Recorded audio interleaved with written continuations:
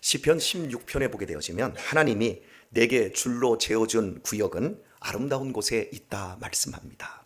이스라엘 백성들이 출애굽하여 가나안 땅을 향해 가는 그 길목에서 하나님이 제비를 뽑고 줄로 재어서 너희들에게 이런 땅을 주겠다. 이제 거기와 연결되어 있는 시편 16편의 말씀입니다.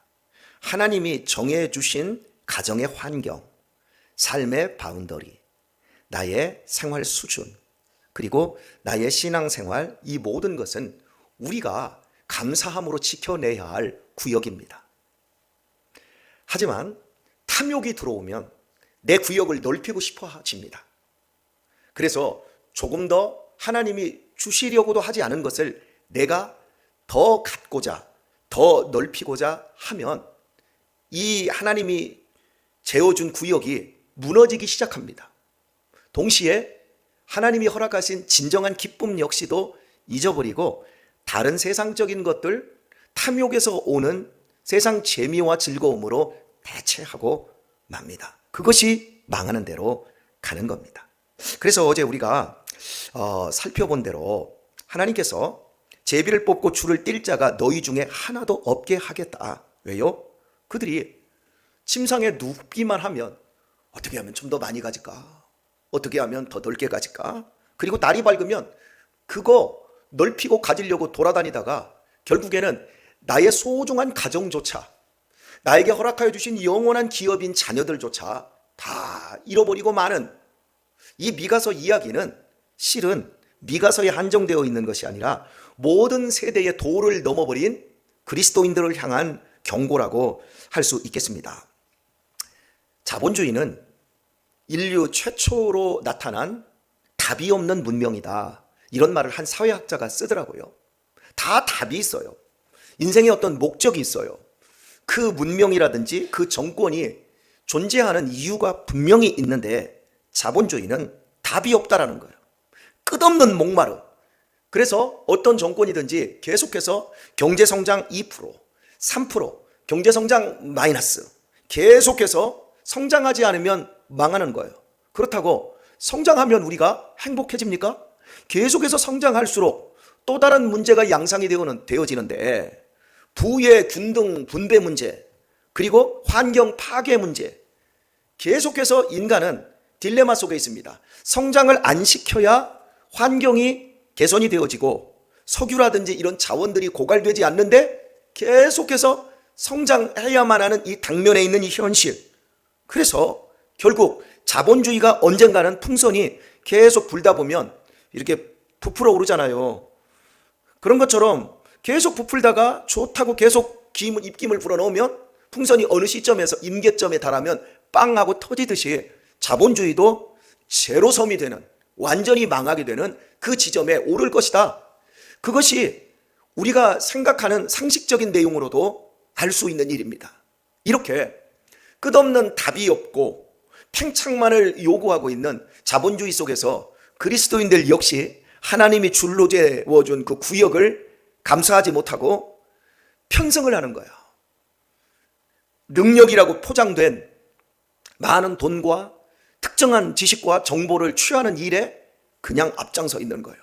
우리의 자녀들이 하나님을 떠나도 시장이 되고 국회의원이 되고 구글에 들어가는 것이 훨씬 낫지. 하나님만 섬기기 위해서 그러한 직업을 못 갖는다 할지라도 그런 선택이 없다라는 거예요. 하나님이 줄로 재어진 구역이 첫 번째 가정입니다. 그리고 동시에 우리의 교회입니다. 이곳에서 여러분, 우리의 영혼을 성숙시키시고 우리의 삶을 농밀하게 채워갈 수 있는 성도가 되어야 할 것입니다. 근데 문제는 이렇게 탐욕에 물든 사람들은 특징이 하나가 있습니다. 하나님의 말씀을 기쁘게 듣지 않는다라는 거예요. 그래서 6절을 보면 그들이 말하기를 너희는 예언하지 말라. 이것은 예언할 것이 아니오늘 욕하는 말을 그치지 아니한다 하는도다 말씀합니다. 내가 욕심을 내고 싶어요. 아니, 욕심을 내는 것은 당연한 일이에요. 잘 사는 것은 복이고 그것은 인간이 마땅히 추구해야 될 일이에요. 그리고 유다 백성들이 지금 잘 살고 있어요. 그래서 자랑하고 싶고요. 하나님께서도 너 정말 잘했다. 너 근면하게 살고 최선을 다해 살더니 이렇게 큰 복을 이루었구나 라고 하면서 하나님이 인정해 주셔야 되는데, 선지자들이 자꾸 잘못했다고 꾸짖는단 말이에요. 그래서 하나님의 말씀이 기분 나쁘게 들리는 거예요. 이러다 보니까 유다 백성들이 너 이런 예언하지 말라, 이것은 예언할 것이 아니다, 욕하는 말을 그쳐라. 실제로 미가서 이후에 예레미야가 여호야김 왕에게 경고를 합니다. 그러자 이 왕이 예레미야에게 너 욕하지 마, 너 예언하지 마, 이렇게 협박을 하고 가두어 버립니다. 물론 이사야 선지자 역시도 히스기야 왕에게 당신 15년밖에 살지 못합니다 라고 했을 때 그 경고에 대해서 이 굉장히 자기가 죽는다고 하는 이 경고에 대해서 그런 말 하지 마 이러지 않고 도리어 그 말을 아멘으로 받아요. 그리고 철저히 회개했을 때 하나님이 15년의 생명을 더하여 주는 것을 보게 되어집니다. 우리 아이들이 술에 대해서 관심을 갖습니다. 저희들이 이렇게 가족이 밥을 먹으러 가면 저녁 시간에는 특별히 그 주변에서 밥과 함께 소주를 한 잔씩 드시는 분이 계시잖아요. 그러면 애들이 자꾸 관심을 가져. 아버지 술 맛이 어때요? 술 맛은 무슨 맛이에요? 이렇게 궁금해해요. 그러면 제가 그럽니다. 야, 술 맛은 기가 막히게 좋아. 그거 먹으면 알딸딸하고. 알딸딸이 뭐예요? 먹어봐야 알아. 알딸딸한 것. 그리고 기분이 굉장히 좋아져. 먹어보면 좋아. 그럼 아버지는 왜 안 드세요? 하나님이 먹지 말라 그랬어. 그거 먹으면 아버지는 그때부터 헷가닥 할까봐. 그래서 아버지 안 먹는다? 궁금해하길래 계속 몇 번을 묻길래 어느 날은 이렇게 밥을 먹는데 옆에서 소주를 부는 바람한테 아저씨 저 얘네들이 술 맛을 알고 싶어 하는데 아저씨 소주 한 잔만 한 반 잔만 따라서 주실 수 있겠어요? 그랬더니 기꺼이 그래? 니네들 술은 어른한테 배우는 거야? 그래서 이제 술을 딱 반 잔을 따라서 줍디다. 딱 잡고 나서 자 한번 유신 한번 마셔봐. 술 맛이 어떤가? 근데 딱 대더니 싹 이 혓바닥을 딱 갖다 대더니 이게 뭐만 써 막 그러더라고요. 그러니까 형 써? 그러니까 애들이 그때부터 조심스러워서 유민이랑 유아랑이 막 조심스러워 하더니 걔네들이 이제 맛을 다 봤어요. 그리고 결론이 뭔 줄 아세요? 이 쓴 걸 왜 먹냐고. 아버지 뭐가 알딸딸해? 써서 죽겠구만. 그래서 제가 세상 사람들은 이렇게 독하단다. 하나님을 모르니까 이렇게 독할 수밖에 없어. 너희들 앞으로 술 먹을 거냐? 절대 안 먹어요. 미쳤다라는 거죠. 여러분, 아이들도 쓰디 쓴 걸 싫어해요. 사람 역시도 달달한 걸 좋아해요. 문제는 쓴 것이 꼭 나쁜 것만이 아니라 보약도 겁나게 쓰다는 거예요. 그리고 우리의 인생을 돌이켜보면 나를 오늘 그래도 점잖은 사람 만든 건 쓴 소리 때문에 점잖해졌지 달디 단 소리 때문에 점잖해지지 않았어요. 저는 특별히 부모님의 교훈과 부모님의 그 어떤 악다구니 같은 말들이 저한테 굉장히 크게 작용했다고 생각이 되어져요. 또한 어머니의 그 무서운 배, 어머니께서 하셨던 말씀 가운데 일하기 싫으면 먹지도 마. 교회도 안 다니는 분이 성경 말씀을 그대로 알고 계셨어요. 일하기 싫으면 먹지도 마. 마당이라도 쓸어 이놈아. 방이라도 한번 훔쳐 이놈아. 그리고 밥 먹는 거야. 참 성경을 가르쳐 주시는데 무시무시하게 저는 성경을 일찍이 배웠던 것 같아요. 여러분 어때요? 오늘도 김동래 권사님 가져갑시다. 200거 가지고 2번 울고 먹었는데 김동래 권사님 목사가 칭찬해주고 인정해주는 거 좋잖아요. 그죠? 어떻게 하나님만 바라보고 신앙생활을 하겠어요? 맞지요? 그죠? 그런데 목사가 인정해주고 또 목사가 칭찬해주지 않아도 그냥 신앙생활을 하면 돼요. 그런데 그것까지는 그냥 할 수는 있는데 어느 날 갑자기 목사가 인정해주기는커녕 나를 무시하고 나에게 칭찬해주기는커녕 나를 꾸짖습니다. 그러한 설교를 했어요. 내가 오늘 목사님의 설교를 가만히 들어보니까 저 표적 설교를 하고 있는데 오늘 나들으라고 하고 있구나. 그러면 여러분이 속에서 그래 내가 오늘 나의 하나님이 줄로 잰 구역을 내가 넘었나 보구나. 회개해야지 라고 고맙게 생각하고 기쁘게 생각하고 아멘으로 받을까요? 아니면 속에서 승질을 부리며 목사님 오늘 나들으라고 하네. 야 목사님이 야비하네. 그 생각 할까요, 안 할까요? 대답하지 마세요. 우리 모두는 똑같은 생각을 해요. 성도님들이 그럽니다. 목사님, 저 어떻게 생각하세요? 저는 어떤 사람 같아요? 솔직하게 목사가 대답해주면 안 돼요. 저 어떻게 생각하세요? 저 어떤 사람이에요? 라고 물을 때 이미 그 사람은 칭찬 듣고 싶은 거야. 세상에 어떤 사람도 나에 대해서 못한다, 너 잘못하고 있다, 이런 소리를 듣고 싶은 사람이 단 한 사람도 없어요. 저도 마찬가지고요.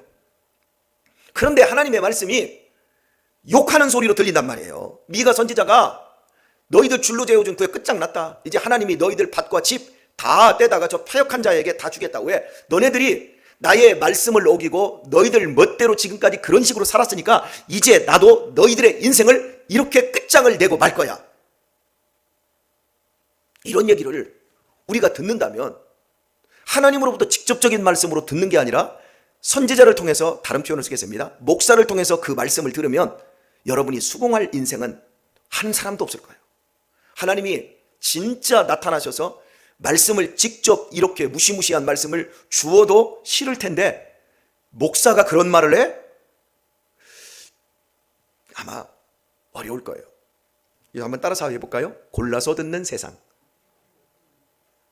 지금은 말씀을 대놓고 골라 듣는 세상이 되었습니다. 여러분이 한 목사의 설교를 들을 때는 이 자리에서 귀를 닫았다 열었다 닫았다 열었다만 하고 있는 거예요. 그런데 여러분 들고 있는 스마트폰에 유튜브에 들어가면 전 세계에 있는 모든 목사님들의 설교가 다 들어있고, 그리고 기라성 같은 한국교회의 목사님들의 설교가 여러분의 눈을 사로잡습니다. 그리고 제목을 쫙 보게 되어지면 여러분의 마음에 딱 맞는 설교를 여러분 앞에 싹 가져다 놓고 있습니다. 회개하라? 그런 건 쳐다도 안 봐요.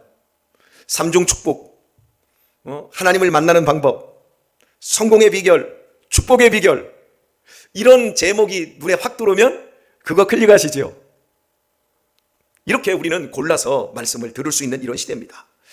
참 무서운 시대예요. 이렇게 골라서 말씀을 듣다 보면 내 자신을 못 들여다봐요. 그리고 내 자신을 고칠 수 있는 기회가 없어져요. 저희 동기 목사님 단톡방에 정광훈 목사님을 추종하는 몇 명의 목사님들이 계세요. 참 그분들 고집스러워요. 다른 분들이 정광훈 목사님을 싫어하는 분들도 있어요.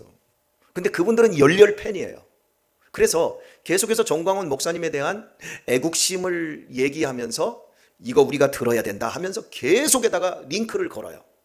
그리고 자기들의 생각을 피력하는데 우리 시대의 최고의 목사님, 유일하게 나라를 사랑하는 목사님, 그러면서 자기들이 원하는 글을 계속해서 거기다가 퍼날르고 자기들의 식대로 글을 써요.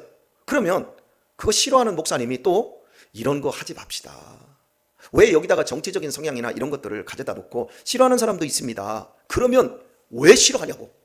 당신 그러고도 목사냐고.